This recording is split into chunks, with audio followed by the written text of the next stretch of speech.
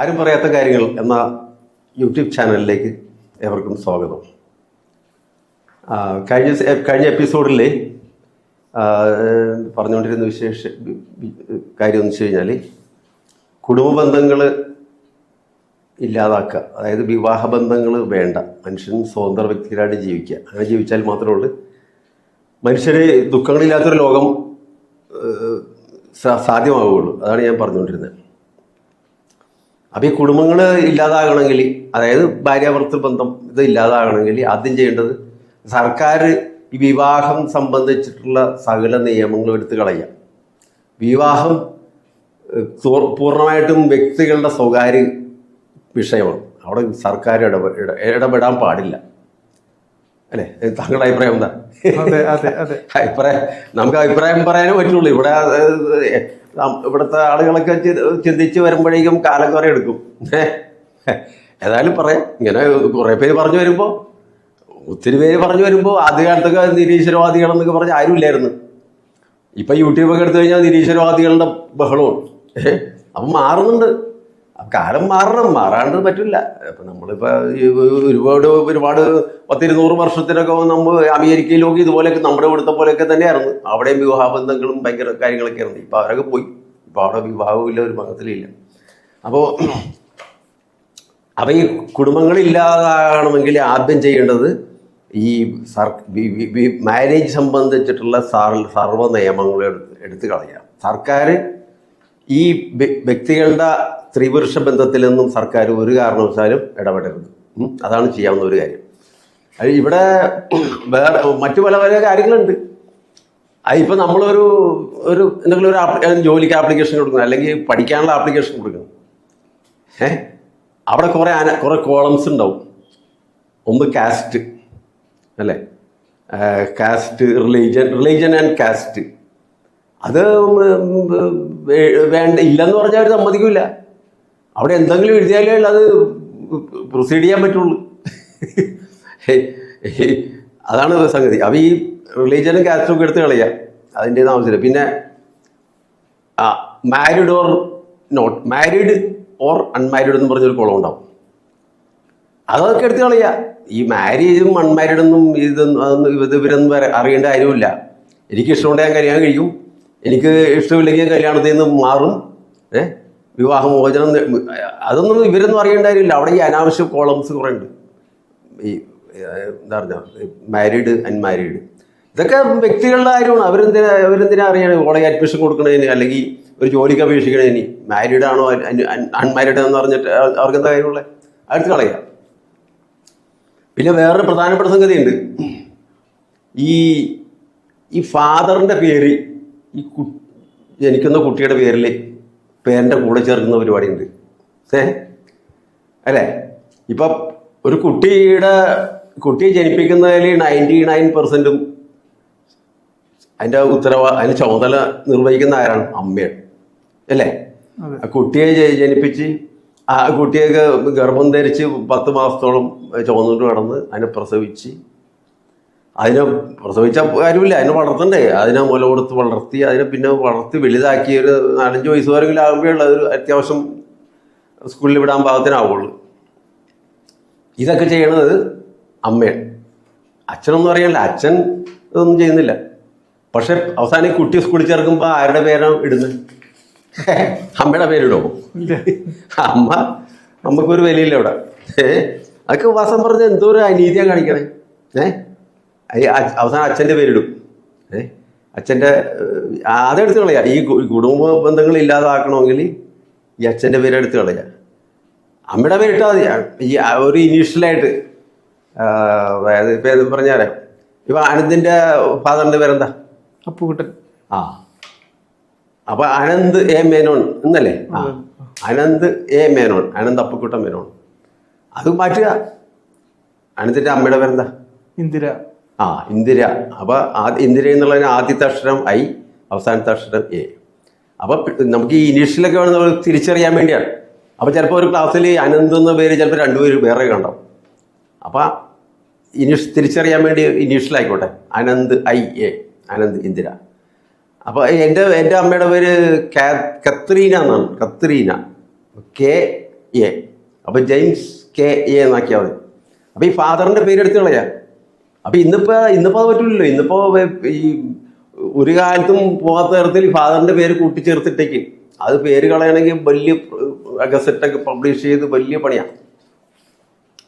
അപ്പോൾ ഞാൻ പറയുന്നത് ഈ കുടുംബങ്ങൾ ഇല്ലാതാകണമെങ്കിൽ ഇങ്ങനെയുള്ള കുറേ കാര്യങ്ങൾ ചെയ്യണം. സർക്കാർ രംഗത്ത് മാറണം.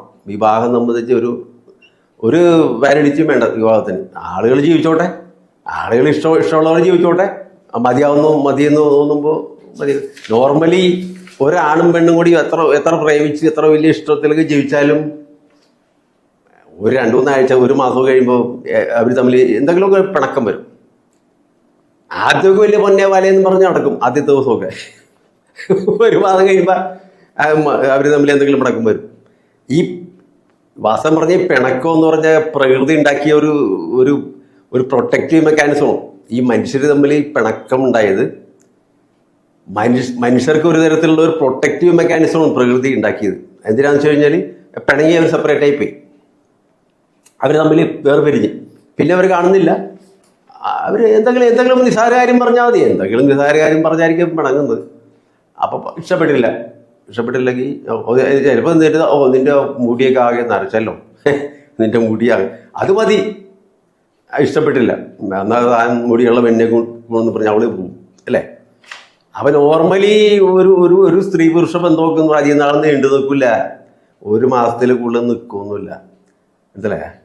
അപ്പം ഈ പിണക്കം വരുന്നത് മനുഷ്യർ സെപ്പറേറ്റ് ആയി പോകാൻ വേണ്ടി പ്രകൃതി ഒരുക്കിയിരിക്കുന്ന ഒരു പ്രൊട്ടക്റ്റീവ് മെക്കാനിസമാണ് ഈ പിണക്കങ്ങൾ. പക്ഷെ ഇവിടെ അതല്ല. ഇവിടെ പിണങ്ങി ഞങ്ങൾ പിണങ്ങാൻ പാടില്ല. ഭാര്യ ഭർത്താവ് ഇങ്ങനെ എല്ലാ നേരം ഇങ്ങനെ ഒട്ടിപ്പിടിച്ചിരുന്നോളണം. അമ്മാലികൾ മക്കള് അവരെ വളർത്താൻ പറ്റുള്ളൂ, അങ്ങനെ ഇങ്ങനെയെന്ന് പറഞ്ഞ് കുറേ പ്രശ്നങ്ങൾ അല്ലേ. അപ്പോൾ അല്ല, ഇന്നിപ്പോൾ മക്കളെയൊക്കെ വളർത്തണമെങ്കിൽ അത് വേണം. അല്ല, ഇന്നത്തെ കാലത്തുനിന്ന് ഈ മക്കളെ വളർത്താൻ നമ്മുടെ ഒരു കാഴ്ചപ്പാടൊക്കെ ഒന്ന് മാറണം. പണ്ടത്തെ കാലത്ത് ഈ വിവാഹം നിയമപരമായിട്ടുള്ള പ്രാബല്യമൊക്കെ പണ്ട് ആവശ്യമായിരുന്നു. എന്താ കാര്യം എന്ന് വെച്ചാൽ, ഒരു പെണ്ണ് ഒരു വീട്ടിൽ വന്ന് വേറൊരു ചെറുക്കൻ്റെ വീട്ടിലേക്ക് വന്ന് അവിടെ താമസിക്കും. പിന്നെ ജീവിതകാലം മുഴുവൻ അവിടെ ഒരു 7 മക്കളെയും ശരാശരി 7 മക്കളും പ്രസവിക്കും. ആ പെണ്ണിന് വേറെ ഒരു പണിയില്ല, കാര്യമായിട്ട് വിദ്യാഭ്യാസമൊന്നുമില്ല, വീട്ടിലെ പണിയൊക്കെ എടുത്ത് മക്കളെയും പ്രസവിച്ച് ജീവിക്കും. ഈ ഭർത്താവ് എന്ന് പറയുന്ന ആൾ ഇട്ടേച്ച് പോയെന്ത് ചെയ്യും? ഭർത്താവ് എന്ന് പറഞ്ഞാൽ ഇട്ടേച്ച് പോയെന്ത് ചെയ്യും? അവർക്ക് ഇറങ്ങി ജീവിക്കും. അവർക്ക് വേറെ വരുമാന മാർഗമില്ല, ഒന്നുമില്ല. അതിനുവേണ്ടി പണ്ട് കാലത്ത് ഉണ്ടാക്കി വെച്ചതാണ് ഈ വിവാഹ നിയമങ്ങൾ. അപ്പോൾ അയാളുടെ സ്വത്തിൻ്റെ അവകാശം മക്കൾക്ക് കിട്ടും, അങ്ങനെ കിട്ടും. പക്ഷെ ഇന്നത്തെ കാലത്ത് അതിൻ്റെ ആവശ്യമൊന്നുമില്ല. കാരണം ഇന്നിപ്പോൾ മിക്കവാറും ഭാര്യമാർക്ക് ജോലിയൊക്കെ ഉണ്ട്. അപ്പോൾ പിന്നെ ജോലി ഉണ്ടെങ്കിൽ അത് മതി, ഭർത്താവിൻ്റെ ആവശ്യമൊന്നുമില്ല. ഒരു ഇവിടെ 2 മക്കളല്ലേ ഉള്ളു, അവരെ വളർത്തി പഠിപ്പിക്കാൻ ഒരു ജോലി ഉണ്ടെങ്കിൽ മതി. അപ്പോൾ ഇങ്ങനെയുള്ള കുറേ കാര്യങ്ങളുണ്ട്.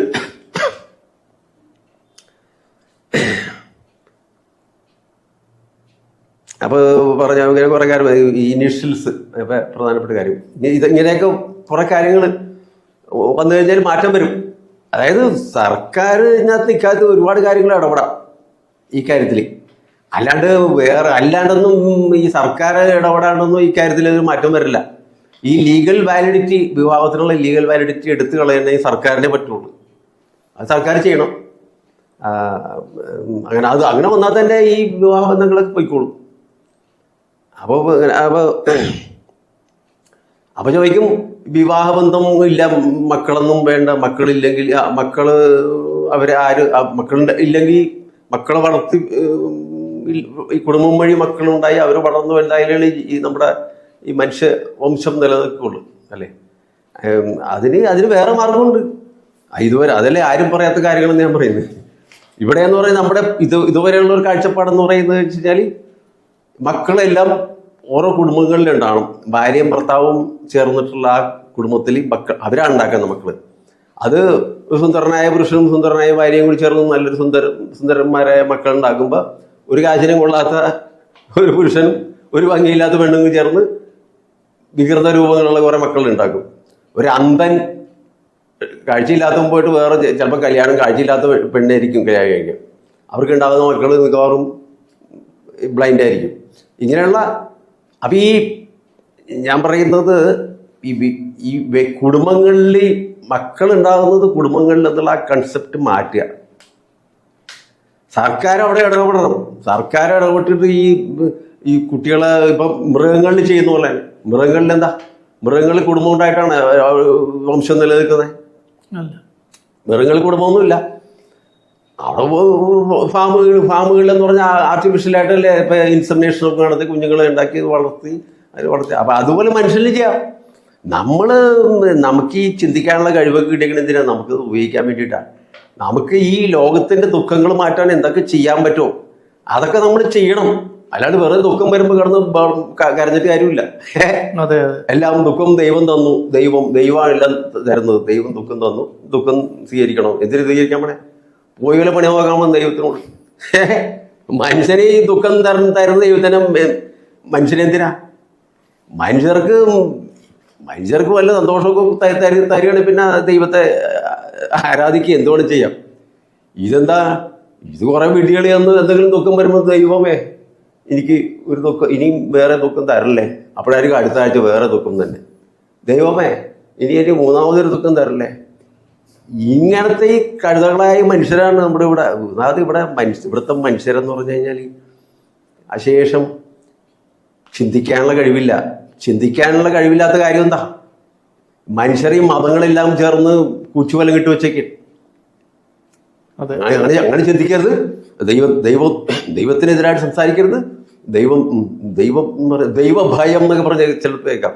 ഈ മാട്രിമോണിയലിലൊക്കെ കേൾക്കാം ദൈവഭയമുള്ള ആളാണെന്ന് പറഞ്ഞു.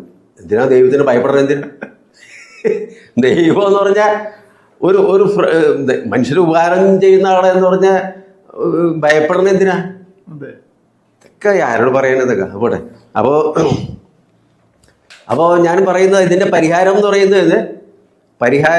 പറയുന്നത് ഈ കുട്ടികളുടെ ഉൽപ്പാദനം സർക്കാർ തലത്തിലാക്കുക അല്ലേ. അതായത് ഏറ്റവും നല്ല ഗുണമേന്മയുള്ള മൃഗങ്ങളെ സൃഷ്ടിക്കുന്നു, അതായത് അത്യുൽപാദന ശേഷിയുള്ള മൃഗങ്ങളെ സൃഷ്ടിക്കുന്ന പോലെ തന്നെ ഗുണമേന്മ കൂടിയ മനുഷ്യരെ സൃഷ്ടിക്കണം. മനസ്സിലായി? ഗുണമേന്മ കൂടിയ മനുഷ്യരെ സൃഷ്ടിക്കണം. അതിന് ഫാദറൊന്നും വേണ്ട, ഒരു അമ്മ വേണം. അമ്മയില്ലാണ്ട് പറ്റില്ലല്ലോ. പ്രസവിക്കണമെങ്കിൽ അമ്മ വേണം. സർക്കാർ കാശ് കൊടുത്ത് ശമ്പളം കൊടുത്ത് അമ്മമാരെ പ്രസവിക്കാൻ ഏർപ്പെടുത്തിയാൽ മതി. അവർ നല്ല കുട്ടികൾക്ക് ജന്മം നൽകും. ആ കുട്ടികൾക്ക് അതുപോലെ നല്ലൊരു തലമുറ ഗുണമേന്മ കൂടിയ ഒരു മനുഷ്യരിവിടെ ഉണ്ടാവും. അഴകും ആരോഗ്യം ബുദ്ധിശക്തിയും ആത്മവിശ്വാസമൊക്കെയുള്ള മനുഷ്യരിവിടെ ഉണ്ടാവും. അവർ നല്ല ഇങ്ങനെയുള്ള ഗുണങ്ങളുള്ള മനുഷ്യരുണ്ടാകട്ടെ ഇവിടെ. അല്ലാണ്ട് ഇവിടെ കുറേ കഴുതകൾ പല കോംപ്ലക്സ് ഒക്കെയുള്ള മനുഷ്യരുണ്ടായിട്ട് എന്താ കാര്യം? ഒരുപാട് ഇവിടെ നമ്മളെ ഇവിടെ 10 ഒരാൾ മാത്രമുള്ള ആത്മവിശ്വാസത്തോടെ ജീവിക്കുന്നത്. ബാക്കി 9 പേർക്കും പല കോംപ്ലക്സുകളുണ്ട്. സത്യമാണത്. പല കോംപ്ലക്സ് ഉണ്ട്. അവരാരും പറയുന്നില്ല എന്ന് മാത്രമേ ഉള്ളൂ. അവർക്കും പല കോംപ്ലക്സ് ഉണ്ട്. മമ്മൂട്ടിക്ക് വരെ കോംപ്ലക്സ് ഉണ്ട്, അറിയും. മമ്മൂട്ടിക്ക് വരെ കോംപ്ലക്സ് ഉണ്ട്. നമ്മൾ പറയാ അദ്ദേഹം എല്ലാം തികഞ്ഞ മനുഷ്യനാണെന്ന് പറയും. അദ്ദേഹത്തിന് കോംപ്ലക്സ് എന്ന് അറിയാം. അദ്ദേഹത്തിന് ഈ ലാല് ചെയ്യുന്ന പോലെ ഡാൻസ് ചെയ്യാൻ പറ്റൂല. ലാല് കുറെ ഡാൻസ് ഒക്കെ ചെയ്യും. ലാലിന് ഭയങ്കര കോംപ്ലക്സാണ്. ലാലിന്റെ മോഹരികളില്ലേ, ഇതിന്റെ പിന്നിൽ എന്തെല്ലാം സർജറി ചെയ്തിട്ടുണ്ടെന്നറിയാമോ? ഇപ്പം മുഴുവൻ താടി വെച്ചേക്കുന്ന കാര്യം എന്താ പറയാം. പുള്ളി ഒരിടയ്ക്ക് എങ്ങാണ്ടൊക്കെ പോയിട്ട് കുറെ ഫേസ് ലിഫ്റ്റ് കുറെ ഇതൊക്കെ ചെയ്ത് വന്ന് കുറെ 5-6 വർഷത്തിന് മുമ്പ് ഇവിടെ വന്നപ്പോൾ ഈ അപ്പം ചുട്ട പോലെ, ഈ പൊങ്ങപ്പം ചുട്ട പോലെ ഈ ഒരു പ്രതിമ പോലെ പുള്ളിയുടെ മുഖം. പുള്ളിക്ക് നാണം കെട്ടിട്ട് പുള്ളി 1 മാസം പുറത്തിറങ്ങിയില്ല. അതിനുശേഷം പിന്നെ പുള്ളി താടി പഠിച്ചിട്ടില്ല ഈ മോഹൻലാൽ. അപ്പോൾ കോംപ്ലക്സ് എല്ലാ മനുഷ്യർക്കും ഉണ്ട്. ആരും പറയുന്നില്ലെന്ന് പറയുന്ന മാത്രമേ ഉള്ളൂ. അപ്പോൾ ഈ ആത്മവിശ്വാസമുള്ള മനുഷ്യർ ഇവിടെ വരണം. അപ്പോൾ ഇന്നത്തെ എപ്പിസോഡ് ഇവിടെ അവസാനിപ്പിക്കുക. നമസ്കാരം.